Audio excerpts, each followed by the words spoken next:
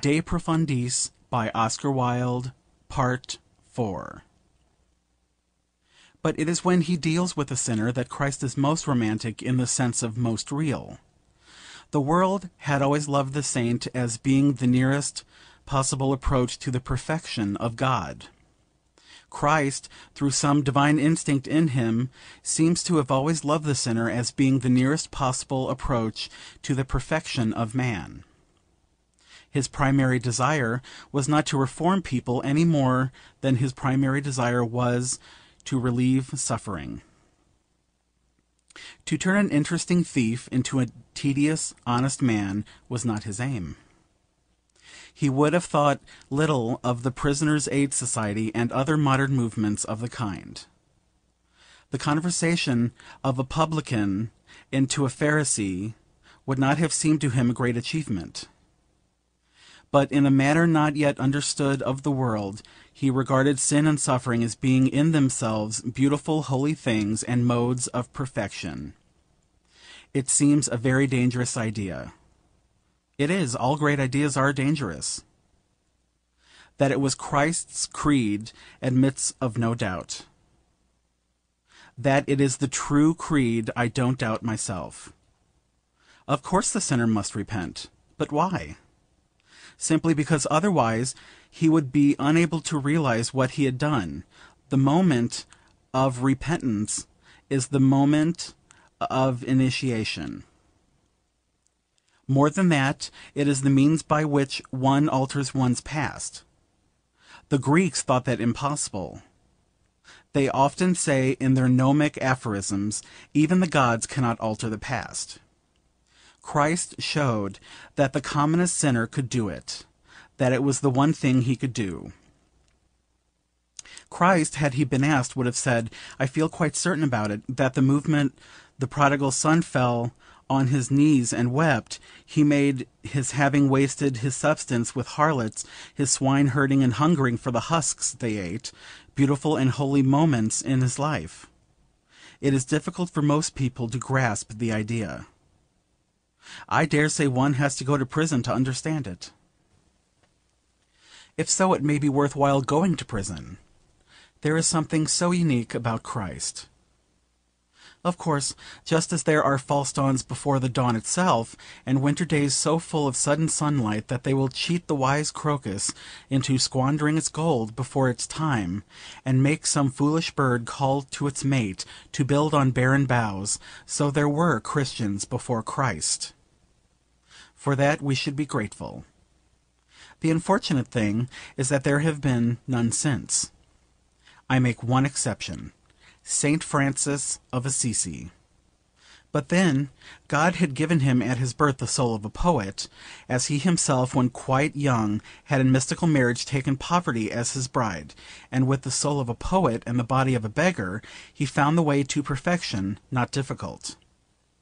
He understood Christ, and so became like him. We do not require the Liber Conformitatum to teach us that the life of St. Francis was the true Imitatio Christi, a poem compared to which the book of that name is merely prose. Indeed, that is the charm about Christ. When all is said, he is just like a work of art. He does not really teach one anything, but by being brought into his presence one becomes something, and everybody is predestined to his presence. Once at least in his life each man walks with Christ to Emmaus. As regards the other subject, the relation of the artistic life to conduct, it will no doubt seem strange to you that I should select it. People point to Reading Gaol and say that is where the artistic life leads a man. Well, it might lead to worse places. The more mechanical people, to whom life is a shrewd speculation depending on a careful calculation of ways and means, always know where they are going, and go there. They start with the ideal desire of being the parish beadle, and in whatever sphere they are placed they succeed in being the parish beadle, and no more. A man whose desire is to be something separate from himself, to be a member of Parliament, or a successful grocer, or a prominent solicitor, or a judge, or something equally tedious, invariably succeeds in being what he wants to be. That is his punishment. Those who want a mask have to wear it. But with the dynamic forces of life, and those in whom those dynamic forces become incarnate, it is different.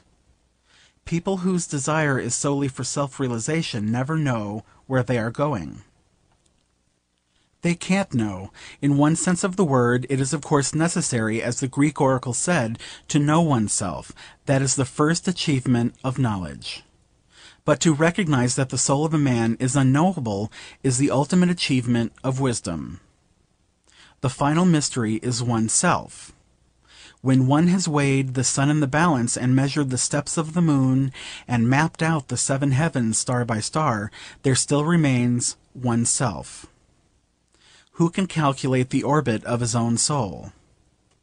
When the son went out to look for his father's asses, he did not know that a man of God was waiting for him with the very chrism of coronation, and that his own soul was already the soul of a king. I hope to live long enough and to produce work of such a character that I shall be able at the end of my days to say, yes, this is just where the artistic life leads a man.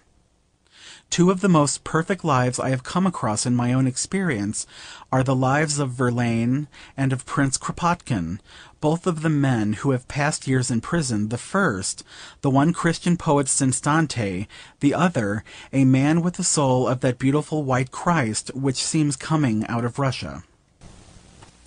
And for the last 7 or 8 months, in spite of a succession of great troubles reaching me from the outside world almost without intermission, I have been placed in direct contact with a new spirit working in this prison through man and things, that has helped me beyond any possibility of expression in words, so that while for the first year of my imprisonment I did nothing else, and can remember doing nothing else, but wring my hands in impotent despair, and say, what an ending, what an appalling ending. Now I try to say to myself, and sometimes when I am not torturing myself, do really and sincerely say, what a beginning, what a wonderful beginning. It may really be so. It may become so. If it does, I shall owe much to this new personality that has altered every man's life in this place. You may realize it when I say that had I been released last May, as I tried to be, I would have left this place loathing it and every official in it with a bitterness of hatred that would have poisoned my life. I have had a year longer of imprisonment, but humanity has been in the prison along with us all, and now when I go out I shall always remember great kindnesses that I have received here from almost everybody, and on the day of my release I shall give many thanks to many people, and ask to be remembered by them in turn. The prison style is absolutely and entirely wrong. I would give anything to be able to alter it when I go out. We are the zanies of sorrow. We are clowns whose hearts are broken. We are specially designed to appeal to the sense of humor. On November 13th, 1895, I was brought down here from London. From 2 o'clock till 2:30 on that day, I had to stand on the centre platform of Clapham Junction in convict dress and handcuffed for the world to look at. I had been taken out of the hospital ward without a moment's notice being given to me. Of all possible objects, I was the most grotesque. When people saw me, they laughed. Each train, as it came up, swelled the audience. Nothing could exceed their amusement. That was, of course, before they knew who I was. As soon as they had been informed, they laughed still more. For half an hour I stood there in the grey November rain, surrounded by a jeering mob. For a year after that was done to me, I wept every day at the same hour and for the same space of time. That is not such a tragic thing as possibly it sounds to you. To those who are in prison, tears are a part of every day's experience. A day in prison on which one does not weep is a day on which one's heart is hard. not a day on which one's heart is happy. Well, now I am beginning to feel more regret for the people who laughed than for myself. Of course, when they saw me, I was not on my pedestal, I was in the pillory.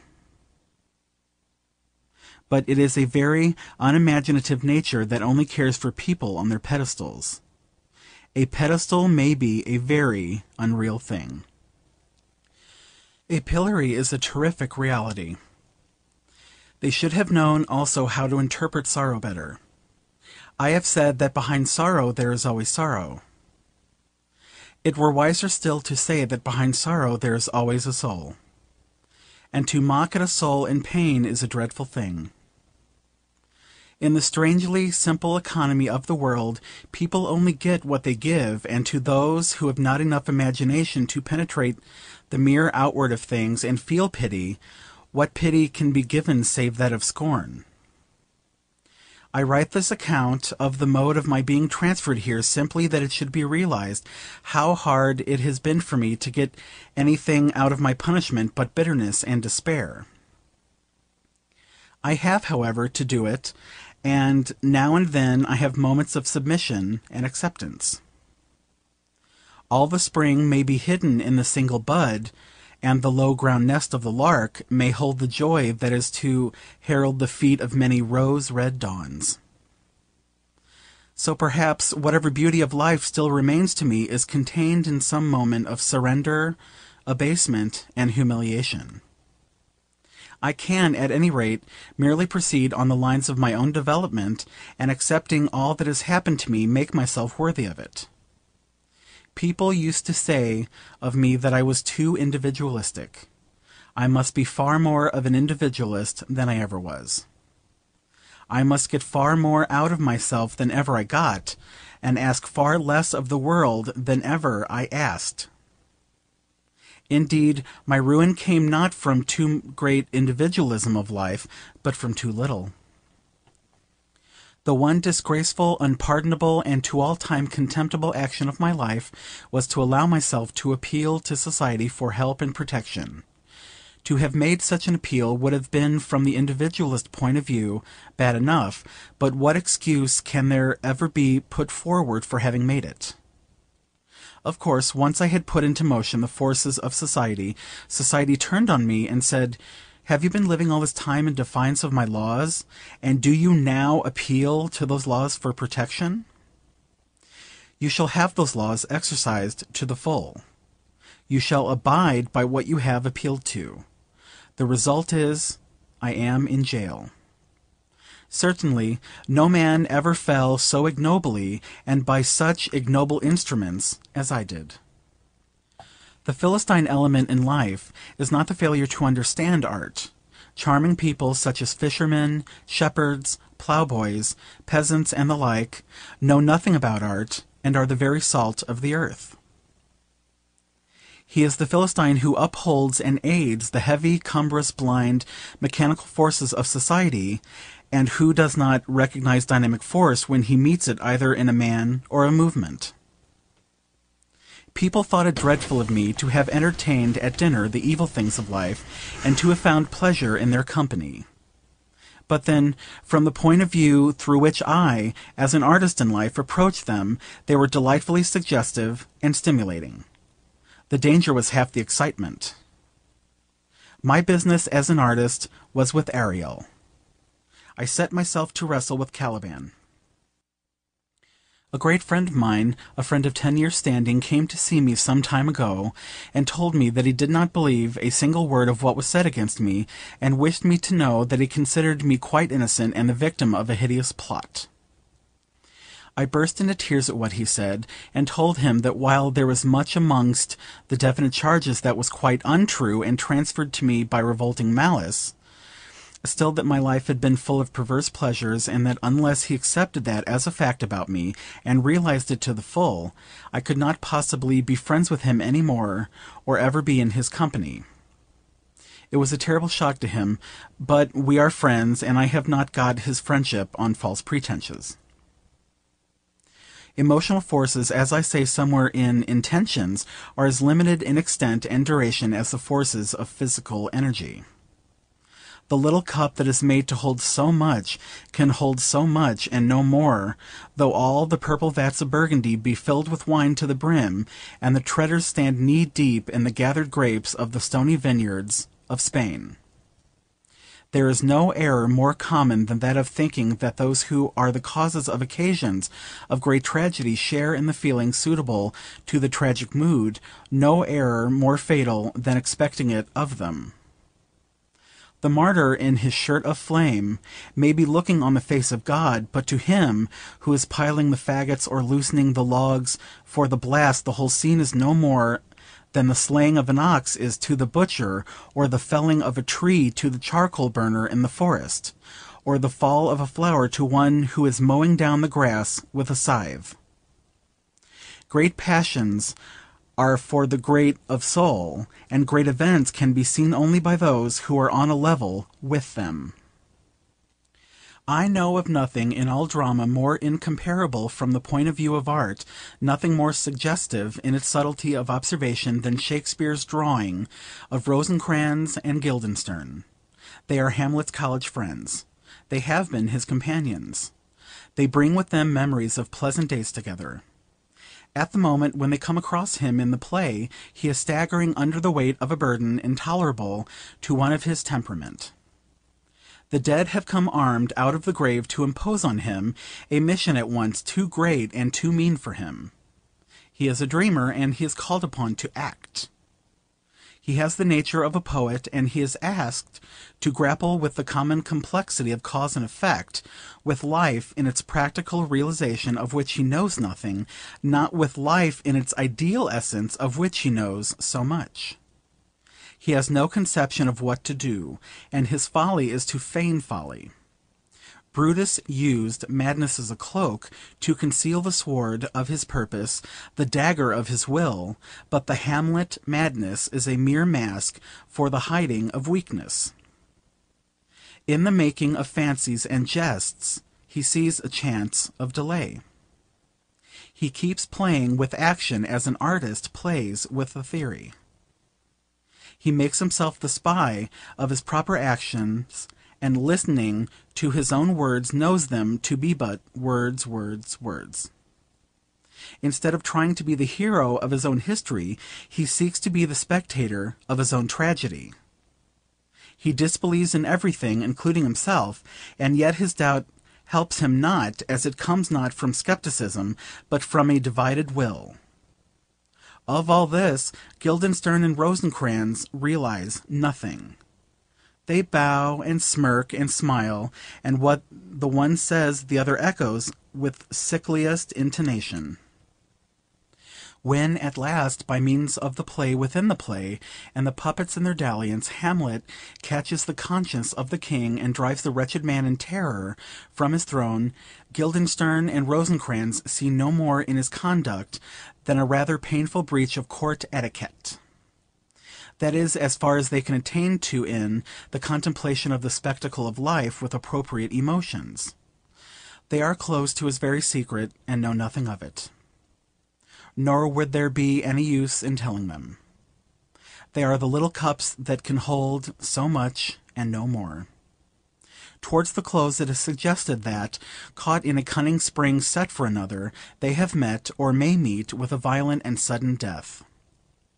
But a tragic ending of this kind, though touched by Hamlet's humour with something of the surprise and justice of comedy, is really not for such as they. They never die. Horatio, who in order to report Hamlet and his cause aright to the unsatisfied, absents him from felicity a while, and in this harsh world draws his breath in pain, dies, but Guildenstern and Rosencrantz are as immortal as Angelo and Tartuffe, and should rank with them. They are what modern life has contributed to the antique ideal of friendship. He who writes a new De Amicitia must find a niche for them and praise them in Tusculan prose. They are types fixed for all time. To censure them would show a lack of appreciation. They are merely out of their sphere, that is all.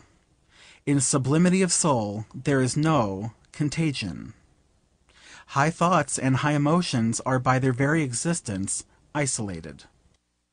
I am to be released, if all goes well with me, towards the end of May, and hope to go at once to some little seaside village abroad with R and M. The sea, as Euripides says in one of his plays about Iphigenia, washes away the stains and wounds of the world. I hope to be at least a month with my friends, and to gain peace and balance, and a less troubled heart, and a sweeter mood. I have a strange longing for the great, simple, primeval things, such as the sea, to me no less of a mother than the earth. It seems to me that we all look at nature too much, and live with her too little. I discern great sanity in the Greek attitude. They never chattered about sunsets, or discussed whether the shadows on the grass were really mauve or not. But they saw that the sea was for the swimmer, and the sand for the feet of the runner. They loved the trees for the shadow that they cast, and the forest for its silence at noon. The vineyard dresser wreathed his hair with ivy that he might keep off the rays of the sun as he stooped over the young shoots, and for the artist and the athlete, the two types that Greece gave us, they plaited with garlands the leaves of the bitter laurel and of the wild parsley, which else had been of no service to men. We call ours a utilitarian age, and we do not know the uses of any single thing. We have forgotten that water can cleanse and fire purify, and that the earth is mother to us all. As a consequence, our art is of the moon and plays with shadows, while Greek art is of the sun and deals directly with things. I feel sure that in elemental forces there is purification, and I want to go back to them and live in their presence. Of course, to one so modern as I am, enfant du mon siècle, merely to look at the world will be always lovely. I tremble with pleasure when I think that on the very day of my leaving prison both the laburnum and the lilac will be blooming in the gardens, and that I shall see the wind stir into restless beauty the swaying gold of the one, and make the other toss the pale purple of its plumes, so that all the air shall be Arabia for me. Linnaeus fell on his knees and wept for joy when he saw for the first time the long heath of some English upland made yellow with the tawny aromatic blooms of the common furze. And I know that for me, to whom flowers are part of desire, there are tears waiting in the petals of some rose. It has always been so with me from my boyhood. There is not a single colour hidden away in the chalice of a flower, or the curve of a shell, to which, by some subtle sympathy with the very soul of things, my nature does not answer. Like Gautier, I have always been one of those pour qui le monde visible existe. Still, I am conscious now that behind all this beauty, satisfying though it may be, there is some spirit hidden of which the painted forms and shapes are but modes of manifestation, and it is with this spirit that I desire to become in harmony. I have grown tired of the articulate utterances of men and things. The mystical in art, the mystical in life, the mystical in nature, this is what I am looking for. It is absolutely necessary for me to find it somewhere. All the trials are trials for one's life, just as all sentences are sentences of death, and 3 times have I been tried. The first time I left the box to be arrested, the second time to be led back to the house of detention, the third time to pass into a prison for 2 years. Society, as we have constituted it, will have no place for me, has none to offer, but nature, whose sweet rains fall on unjust and just alike, will have clefts in the rocks where I may hide, and secret valleys in whose silence I may weep undisturbed. She will hang the night with stars, so that I may walk abroad in the darkness without stumbling, and send the wind over my footprints, so that none may track me to my hurt. She will cleanse me in great waters, and with bitter herbs make me whole. The end. This is the end of De Profundis.